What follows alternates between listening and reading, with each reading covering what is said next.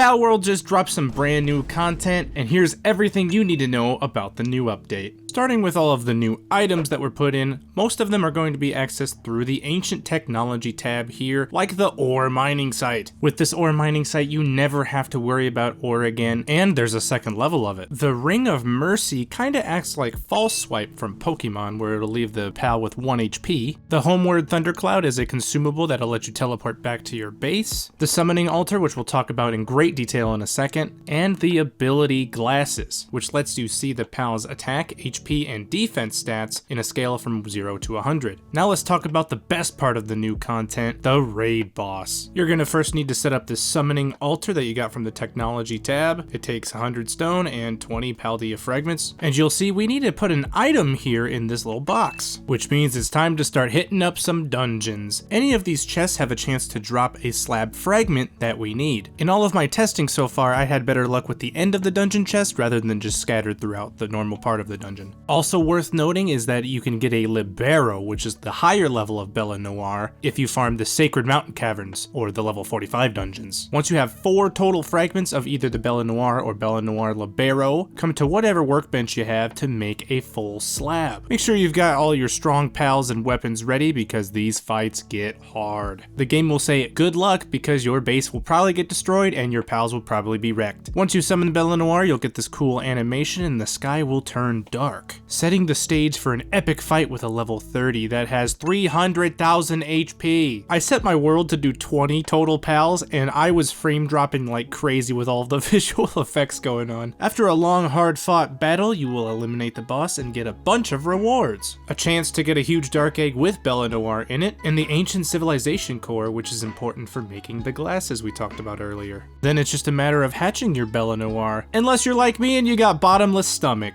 Bellanoir's work suit abilities are not that amazing to be honest, but it does have a very cool dark move. It's that cannon that you see during the fight. Now that we're done with the easy fight, let's move on to the extreme version of the boss. Remember how I said you can farm those Sacred Mountain Caverns, those level 45 dungeons in the Ice Mountains? Yeah, they drop Libero fragments. The entire process is the same. You make the slab at your workbench, put it in this little box, and summon the much tougher level 50 Bellanoir Libero, who I'm sure doesn't have an excruciating amount of HP. Anyway, here's what happens when you underestimate the boss and you're vastly underprepared.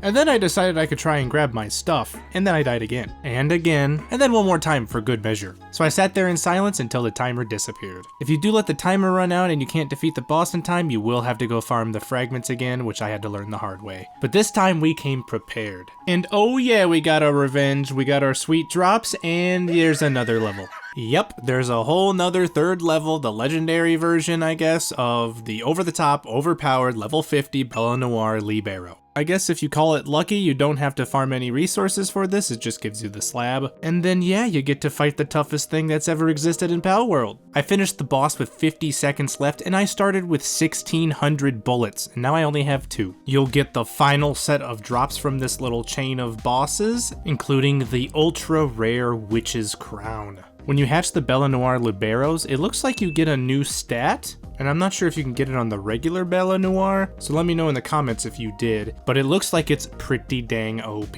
After all that Bellanoir stuff and the giant ore mine that you get, there's a lot of really nice quality of life upgrades, like with this monitoring stand that you can use to force your pals to do what you want them to do. Some other important notes are Kelpsy can produce pal fluids in the ranch, Dumud can produce high quality pal oil in the ranch, you can use chest filters to indicate what items you want to allow or disallow, you can edit your character's appearance using the antique dresser, a bunch of different little things for making building easier. You can force a pal to get back to work during their break, and lots more, so check the patch notes if you need to. And that's everything that I think is super important in this patch. If I missed something, let me know in the comments or what your favorite part of the patch was, and if you got your Bellanoir. In the meantime though, that's it. Subscribe and follow for more Palworld.